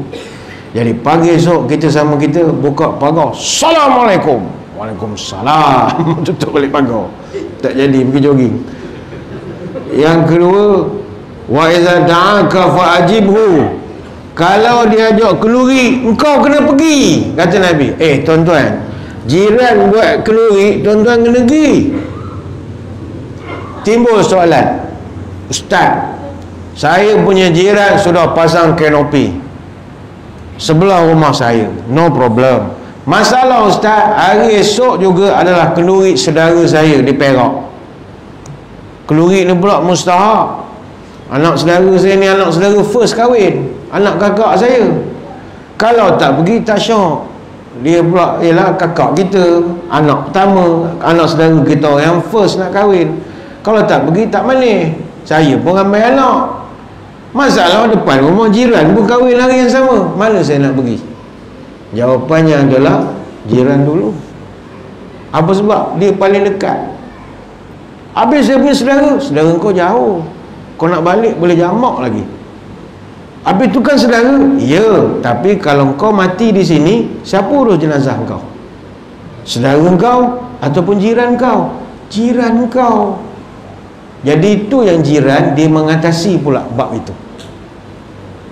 Alamak ustaz, macam mana ni ustaz? Ginilah benda boleh ajar boh. Barang kita boleh ajar boh. Benda ni boleh bincang. Ya, jiran pun faham. Tuan-tuan, kita ada komitmen family. Jumpa je lah jiran. Bang, Assalamualaikum. Waalaikumsalam. Bang, kenduri yang anak minggu depan kahwin tu minta maaf lah, saya tak dapat datang. Explain je. Dia pun ada saudara, dia faham. Anak saudara ni, tak ada masalah. Okey dah, terima kasih banyak. Saya doakan semua okey lah bang, semua berjalan lancar. Abang nak pakai air ke apa, pakailah. Kepala paik tu ada semua. Saya okey pakailah, kita sama kita je. Pakailah bang. Yalah, terima kasih banyak. Sebelum tuan-tuan balik masa bersalam tu, sandal lah sikit kepala agung tu sikit. Dia orang kita kalau dapat alhamdulillah masya-Allah, dia masuk dia settle masalah. Benda boleh bincang boh. Dia masalah buat bodoh je. Tengok-tengok tak ada gate, tutup lah. Sudah. Dia tak tahu kan anak aku nak kahwin. Dia boleh belah bodoh. Tak boleh lah begitu. Benda boleh ejar boh. Ejar lah. Sebab Nabi pesan wa iza da'aka fa'ajibhu. Kalau dia ajak datang, kau kena datang. Kalau ada kerja bincang lah. Beritahu betul-betul saya tak dapat outstation ke apa. Yang penting zap kena ada. Zap silat pulut tu kena ada. Pop dia pun dia terus masuk sini. Common sense lah. Kita pun kalau anak kahwin, jiran tak dapat datang, masa salam berkidah sikit dengan kita. Oh masya-Allah, tengok bagi 100.5. Suka juga. Suka. 100.5 lepas lah kena pergi separuh tiang. Yang kemudian Nabi pesan wa iza stamsahaka fansah lahu. Engkau sama orang Islam kalau perlu dinasihatkan, nasihatkan. Jangan dibiarkan. Macam tengok kita nampak anak dia masa pukul 10 biasa mak ayah dah tidur, orang pencil mata buruk sikit, 10 tidur. Rupa pukul 11 anak dia keluar ke pintu belakang, anak perempuan dia. Nampak pula budak motor mengambil, motor RZ pula tu. Dia pun mengambil. Kita pula tengah duduk kat luar rumah, tengok, ni anak jiran aku. Macam mana dia ngikut orang lelaki mana pula ni? Kita nak busybody kau, orang marah. Kadang orang Melayu ni dia kata, saya ni malas jaga tepi kain orang ustaz. Tak betul. Islam suruh jaga tepi kain orang. Yang tak boleh masuk dalam kain orang. Yang sekarang ni dia masuk dalam kain orang. Dia korek sekali lagi boleh korek. Benda orang tu dah tutup, dia buka je. Yang ini jaga tepi je. Anak esok sambil kat pagar, bang, anak malam nampak keluar dengan orang tu. Kau tak mana-mana bawa dia orang. Memanglah kita macam nampak busybody, tapi ini Nabi pesan wa iza stasangka fansah lahu. Kalau perlu nasihatkan. Tapi budaya ni dah tak ada lah. Dulu kita di kampung kan ada budaya ni. Kalau zaman budak-budak dulu darjah 6 pandai bawa motor. Ayah tidur curi motor. Sampai kat simpang ada nampak orang kampung. Patah balik takut sebab tahu dah mesti dia reportnya. Zaman dulu semua hidup nyampai-menyampai. Balik adalah kena sebat lah. Mana dapat berita ni? Rupa ada tukang menyampai yang nampak kita bawa motor tak pakai helmet apa semua kan. Sampai benda mandi sungai, report sampai. Mana ada tukang menyampai. Kena adalah budaya itu. Kemudian Nabi sebut wa iza atasa fahamidallah fasammithu. Ini saya ingat tak ada orang buat. Kalau kau dengar saudara kau ataupun orang Islam itu bersin, kemudian dia mengucapkan alhamdulillah, hendaklah engkau mendoakan keberkatan untuk dia. Macam kita duduk berjiran, adalah jiran kita ni jenis keturunan hidung mancung ni, dia kuat resdung sikit. Pagi-pagi hajum alhamdulillah dia baca, kita kena doakan dia, yarhamkallah. Tanggungjawab kita. Berapa orang yang kita doakan? Tak ada. Tapi dengan syarat fahamidallah, dengan syarat orang tu lepas bersin dia cakap alhamdulillah. Mana ajum, alhamdulillah, kita cakap yarhamkallah. Tapi kalau dia ajum, excuse me, excuse you je lah, you are excuse. tak ada ucapan. Dia hanya untuk fahamidallah. Ada orang sebab lama duduk Amerika, dia tak pandai cakap alhamdulillah ni, dia cakap excuse me sajalah. Wa iza marida fa'udhu, kalau dia sakit kau mesti ziarah. Wa iza mata fattabi'u, kalau dia meninggal kau kena iring jenazah dia. Sebab itu tuan-tuan, saya nak kongsikan ada satu hadis. Kata Amru ibn Shu'aib radhiyallahu anhu, atadruna ma haqqu jari, tahukah kamu apa hak-hak berjiran? Nabi kata pertama sekali, izasta'ana bika a'antahu, kalau dia susah kau mesti tolong dia. Kita sama kita bagai au dengan tebing, bukit sama didaki, lembah sama dituruni, berat sama dipikul, ringan sama dijinjing, bulat air kerana perbentung, bulat manusia kerana muapakat, hati gajah sama dilapah, hati kuman sama dicicah, kalau mendapat sama laba, kehilangan pun sama berani. Masalah sekarang tak nak menolong sama kita. Ada satu cerita, ni cerita tak nak menolong. Zaman dulu ada seekor tikus. Tikus ni duduk di dapur. Tuan rumah sudah marah, pasang perangkap tikus, dengan niat malam nanti biar tikus kena perangkap pandai muka.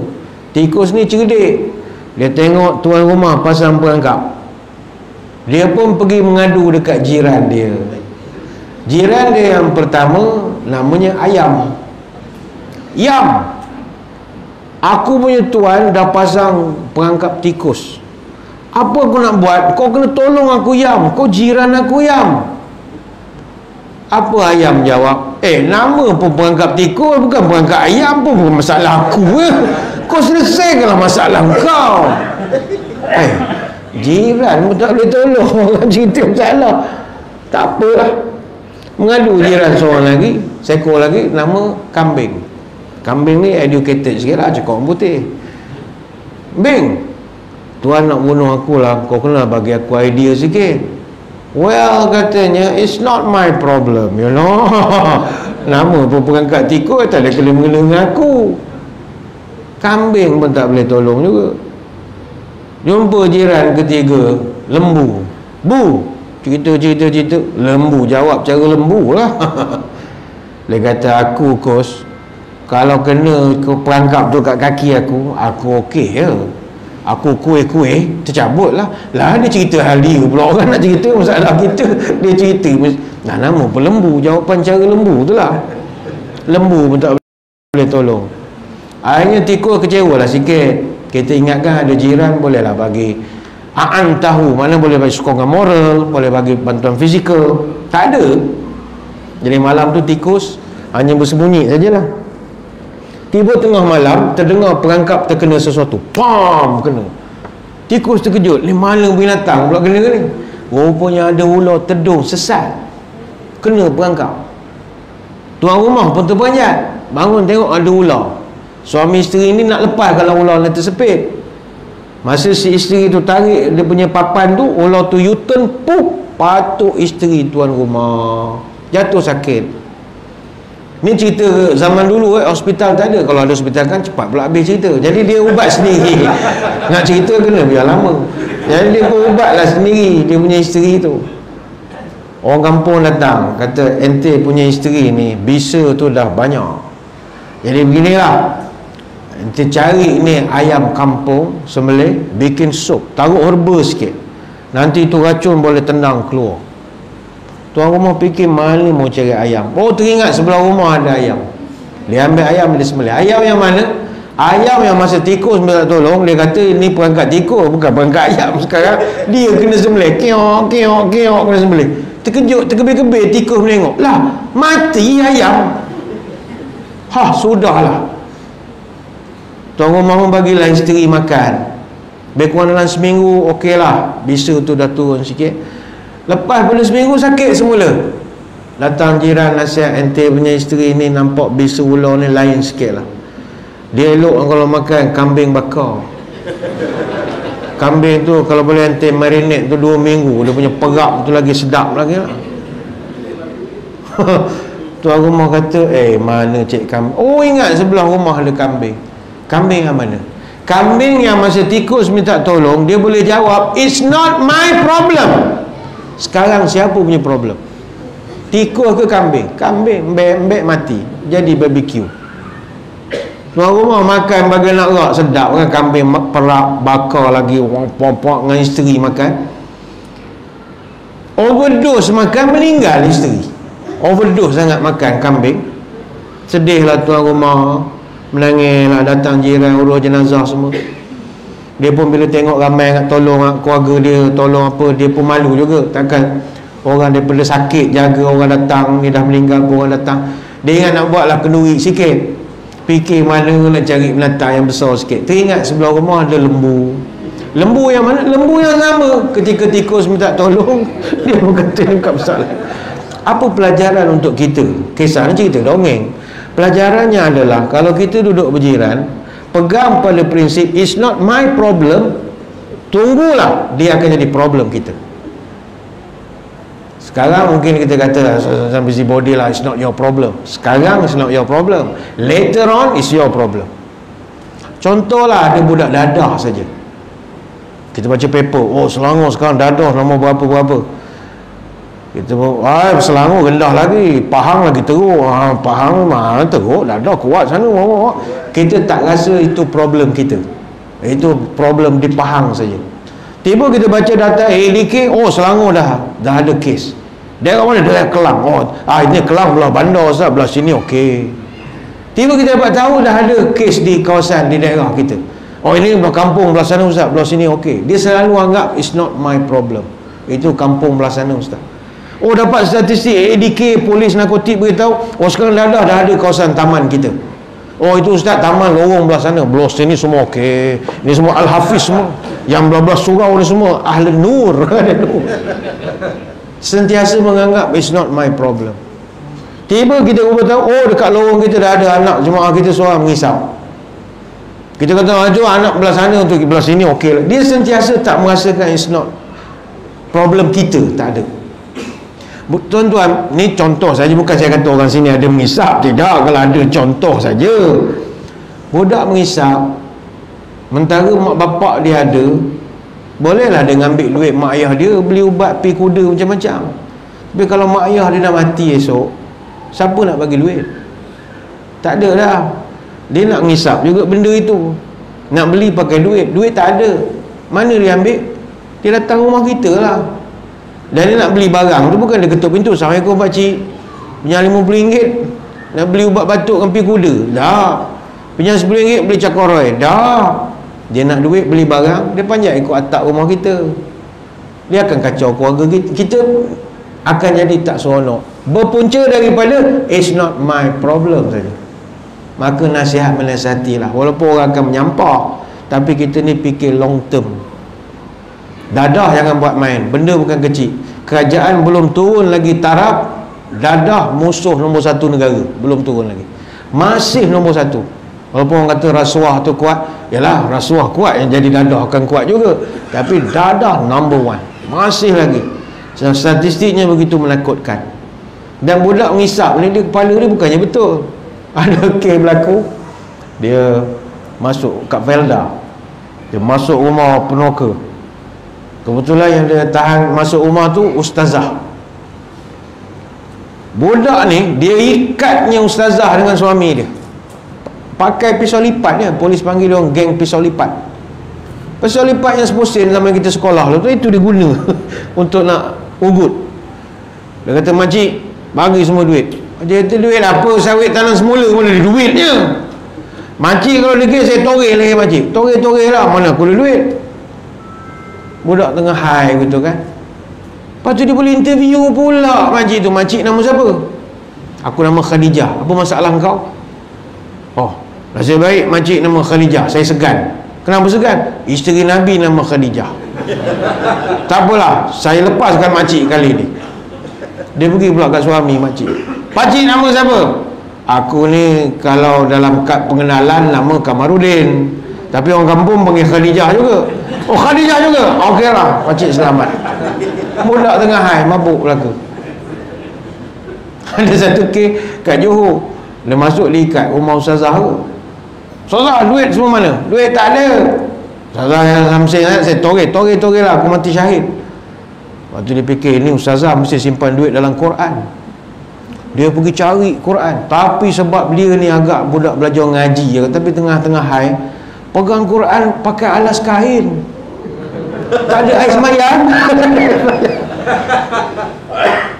Pencuri beriman jugalah, dia ada iman kepada Al-Quran tu ada lagi lah. Yang budak tengah ting-tong surau masjid, budak-budak ngisap habis surau masjid saya itu. Selipar jemaah hilang. Saya ada jemaah datang waktu Zuhur. Lepas Zuhur dalam pukul 2 jumpa security nak tengok CCTV. Security minta izin dengan pentadbiran, boleh tak bagi? Budak saya pun heran, hilang selipar pun nak cek CCTV juga. Bukan hilang kereta. Dalam hati je lah, apa orang ni beria sangat nak menengok selipar je pun. Sebab kita kalau selipar atau barang bawah 150, nak report polis pun habis printer dah buat je, nak print report tu 150. Kalau dia tabung masjid dia beli baru je lah. Kami heran kenapa dia beria. Rupanya dia pakai selipar jenama Hermes tu yang minta cuti tu. Hermes tu lah, tu yang kerajaan. Hermes, Hermes. Sebelah 1,000 lebih. Bukan sepasang, sebelah. Sebelah 1,000 lebih. Oh, patutlah dia nak cek CCTV. Sapu lip mat gam lah budak ambil. Kami pesan bang, lain kali kalau selipar mahal jangan simpan di luar, bawa masuk je lah.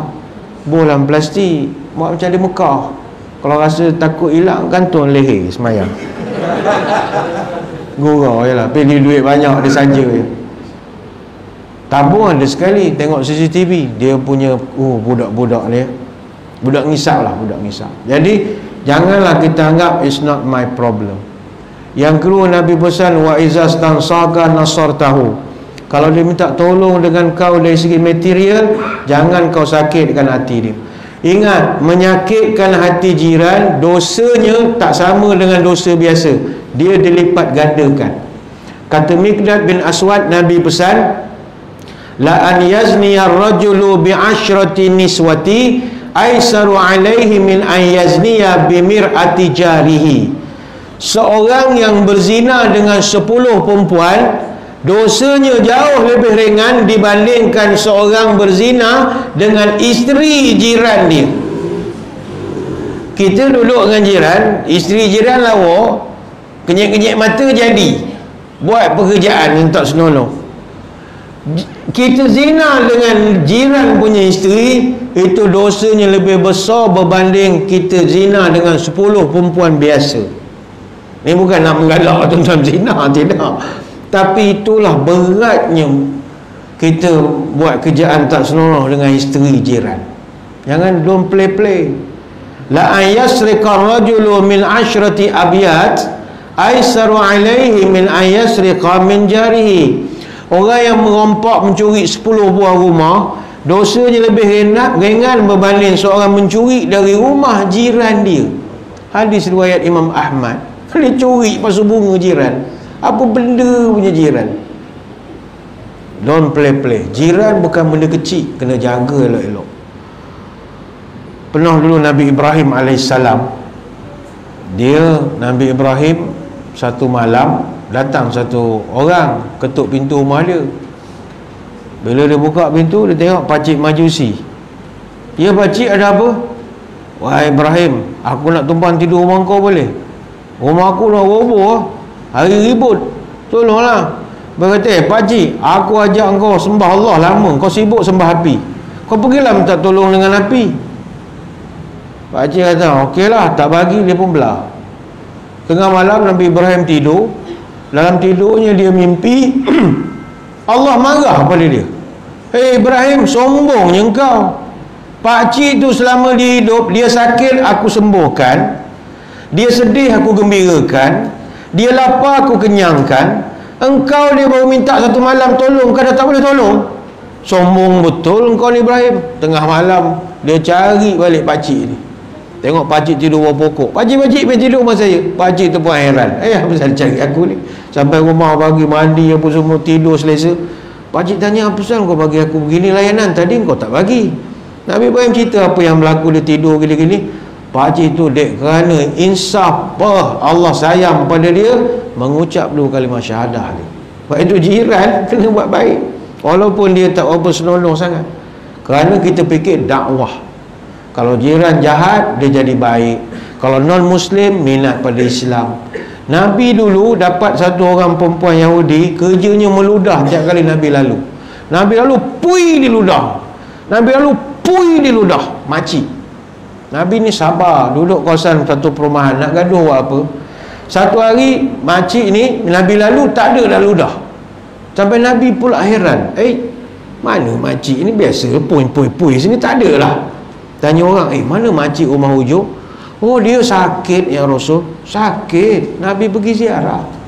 Siap beritahu anaknya Fatimah, siapkan makanan, bubur dalam bekas, aku nak ziarah. Ziarah siapa? Ziarah orang sakit. Ni perangai Nabi, jiran. Bawa lah siong. Orang faham panggil siong lah. Bawa siong, mangkuk tingkat. Ketuk pintu. Assalamualaikum. Waalaikumsalam. Siapa? Muhammad. Muhammad mana? Muhammad Rasulullah. Terkejut makcik tu. Buka-buka tengok Nabi datang. Menangis dia. Wahai Muhammad, tiap kali kau lalu depan rumah aku ludah kau Muhammad. Tapi hari ni aku sakit, kau orang pertama ziarah aku Muhammad. Mulai pada hari ni asyhadu an la ilaha illallah wa annaka Muhammad Rasulullah. Masuk Islam makcik tu. Nabi tak payah buat ceramah, tak payah buat street dakwah, tak payah buat forum, tak payah buat video TikTok. Nabi bawa siar saja Islam satu orang. Bawa mangkuk tingkat saja. Buat baik dengan orang. Sebab itu orang yang sakitkan hati jiran tak ada tempat di surga nanti. Sahabat pernah ngadu pada Nabi, qalu ya Rasulullah, innal fulanatu tasumun nahara wa taqumul laila walakinnaha tu'zi jiranaha. Sahabat mengadu, ya Rasul, jiran saya ni perempuan ya Rasulullah, malam dia ibadah, siang puasa, tahajud, tapi mulut dia tak ada insurans ya Rasulullah, celupa ya Rasulullah. Orang jadi takut kalau dia ngeluar bercakap dan suara dia, apa cara percakapan dia mengguris perasaan. Apa jawab Nabi? Qala hiya finnar.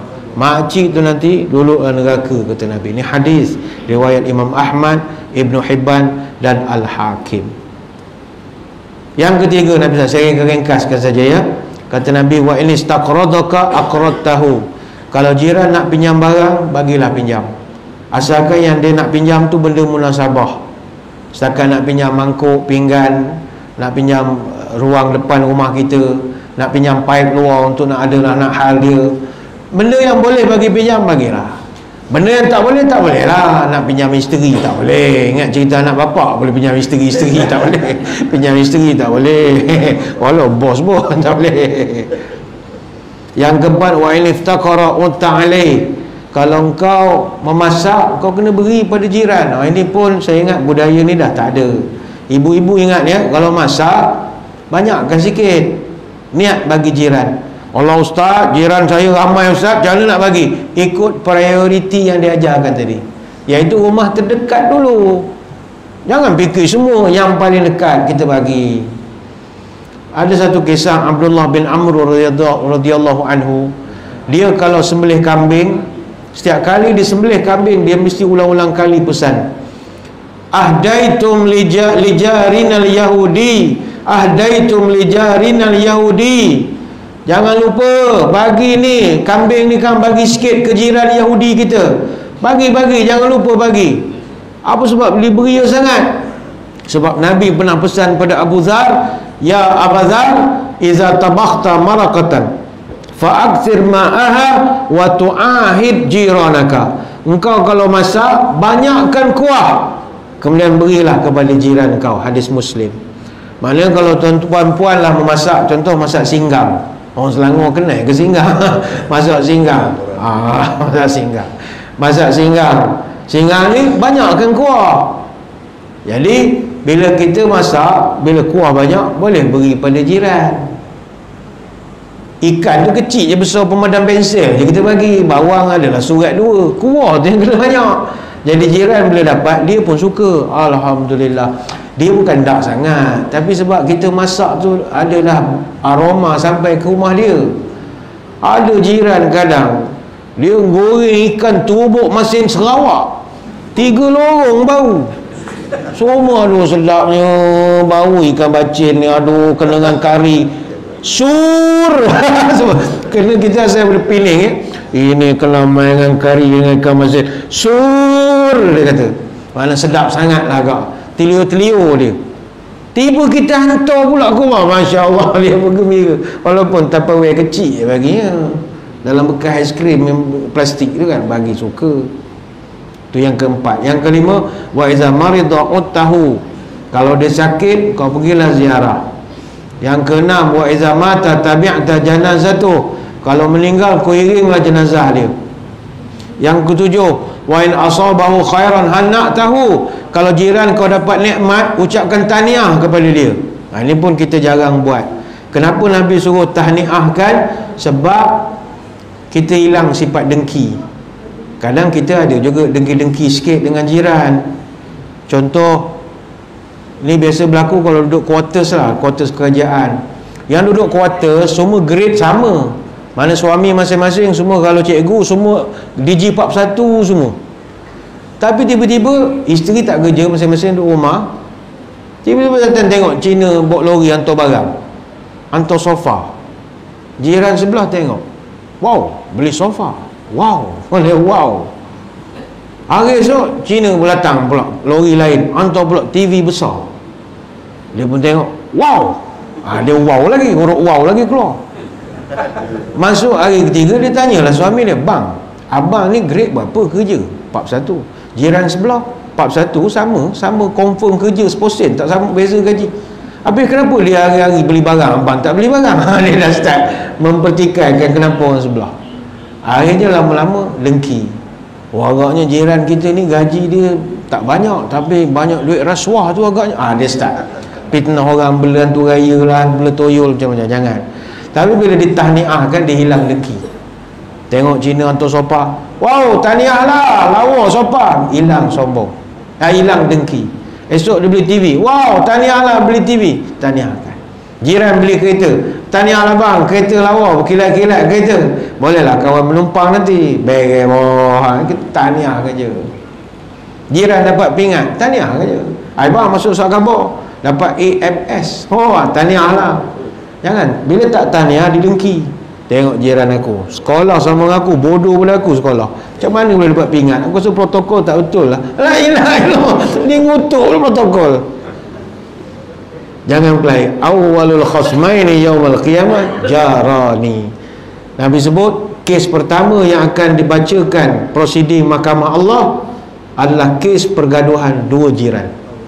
Kes pertama prosiding, maknanya hakim akan panggil dulu. Kes pertama, pergaduhan jiran lorong sekian dengan lorong sekian, taman sekian-sekian. Datang ke depan. Apa kau bergaduh? Wah, bergaduh.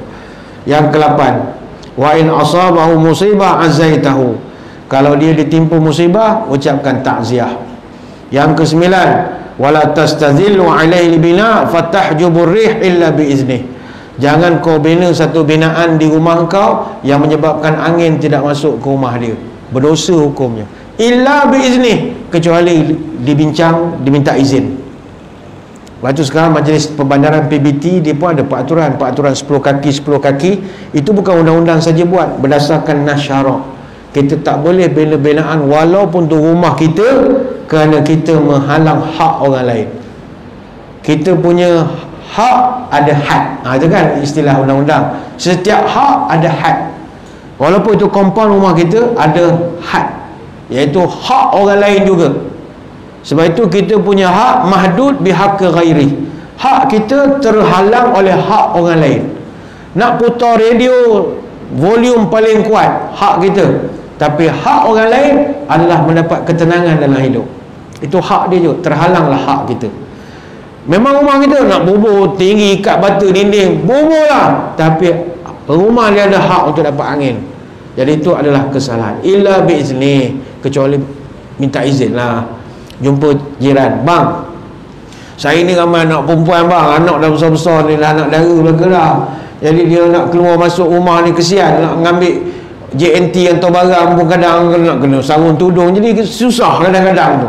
Kadang orang tu delivery nak ambil tu gantung di pagar, tapi susah nak ambil sebab pagar orang nampak. Jadi saya begini, ringkas cerita, nak boboh dinding sikit lah kat depan ni, jadi tutup sikit. Jadi isteri saya ke apa nak senang-senang di halaman ni, tak payah nak tudung sangat.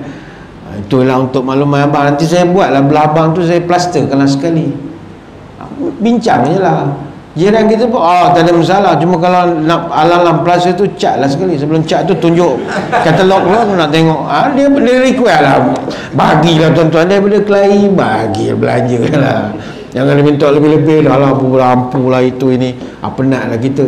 Tapi benda ni bincang. Dan yang terakhir, wala tu'zihi wa idza ishtaraita fakihatan fa'ahdilahu. Jangan kau sakitkan hati jiran. Kalau kau beli buah, jangan kau bawa balik kecuali kau beri pada dia. Sahabat tanya, ya Rasul, saya ni bukannya beli buah 1 lori ya Rasul. Kalau nak bagi semua apa, tinggal anak saya pun ramai ya Rasul. Kalau tak bagi macam mana? Jawab Nabi, wa in lam taf'al fa'adqilha sirran wala yakhruju biha waladuka liyaghiza bika waladahu. Kalau kau dah niat tak nak bagi, tak apa, tapi masuklah ke dalam rumah sembunyi-sembunyi. Jangan bagi orang nampak. Mana tuan-tuan beli buah banyak daripada Tesco ke mana, Cameron Island ke. Kalau masuk rumah kita sampai pukul 5 petang, budak bermain, jiran tengah sembang macik-macik membawang, penuh orang. Kita masuk buka bonet, keluar 1 kotak buah, orang melengok. Jadi kita tak boleh, patut kena bagi. Kalau tak nak bagi, tak apa, pastikan balik sembunyi-sembunyi. Habis macam mana? Tuan-tuan kena target daripada Cameron Island sampai di sini pukul 2.30 pagi. Contohnya. Bagi lalu kat Petronas ke mana-mana, bagi dulu. Balik time tak ada orang. Jadi orang tak tahu kita balik. Sembunyi-sembunyi semua dah tidur lah. Kalau ada SRS, lemparlah sekotak ke SRS tu. Macam kita pun buatlah masuk ke rumah. Wala yakhruju biha waladuka. Dan janganlah kau buat kerja bodoh. Pagi esok jangan suruh anak kau pergi makan depan anak dia pula. Ambil buah strawberry ke apple Jepun ke, kong depan anak jiran, terliur budak tu melengok. Dah lah tak mengulus plastik 2, makan pula disuruh-suruh je pula. Kau pergi makan depan anak ni, biar padan muka anak ni. Apa benda lah, mak pesen begini mendidik anak. Jadi halus Nabi mengajarkan, wallazi nafsi biyadih la yuballighu haqqal jar illa man rahimahullah. Demi Allah, kata Nabi, 10 tanggungjawab ini takkan dapat dibuat oleh siapa-siapa pun kecuali dengan rahmat belas ihsan daripada Allah. Hadis riwayat At-Tabrani. Begitulah sembang-sembang kita sedikit sebanyak pada malam ini dalam membincangkan tentang sempena Maulid Rasul sallallahu alaihi wasallam. Kita membahaskan salah satu komponen yang sangat penting yang Nabi tinggalkan pusaka pesanan pada kita, iaitu jagalah jiran tetangga kita yang duduk di sekeliling kita ini. Moga-moga apa yang kita sembang-sembangkan memberi manfaat kepada kita bersama. Saya ucapkan ribuan terima kasih di atas undangan. Mohon maaf sebarang kekurangan. Moga-moga kita bertemu pada lain-lain kesempatan. Sebelum berpisah, marilah kita menadah tangan berdoa. Moga majlis kita diberkati ilahi. A'udzubillahi minasyaitonirrajim. Bismillahirrahmanirrahim. Allahumma salli wa sallim ala sayyidina Muhammadin salatan tukhrijuna biha min zulumatil wahmi. Allahumma tawil umurana wa sahih ajsadana wa nawwir qulubana wa thabit imanana wa ahsin a'malana wa wasi' arzaqana wa ilal khairi qaribna wa lil syarri ab'idna wa qdi hawaijana fid din wal dunya wal akhirah innaka ala kulli syai'in qadir Ya Allah, panjangkan umur kami, sihatkanlah tubuh badan kami, terangkanlah hati kami, tetapkanlah iman kami, elokkanlah amalan kami, luaskanlah rezeki kami, dekatkanlah kami dengan kebaikan, jauhkanlah kami dari kejahatan. Kabulkanlah segala doa kami sama ada dalam urusan agama, dunia ataupun akhirat. Subhanakallahumma wa bihamdika nasyhadu an la ilaha illa anta nastaghfiruka wa natubu ilaik. Wa sallallahu ala sayyidina Muhammadin wa ala alihi wa sahbihi wa baraka wa sallam. Walhamdulillahi rabbil alamin. Sekali itu wabillahi taufiq wal hidayah. Assalamualaikum warahmatullahi wabarakatuh. Wallahu a'lam. Waalaikumsalam warahmatullahi wabarakatuh. Terima kasih diucapkan kepada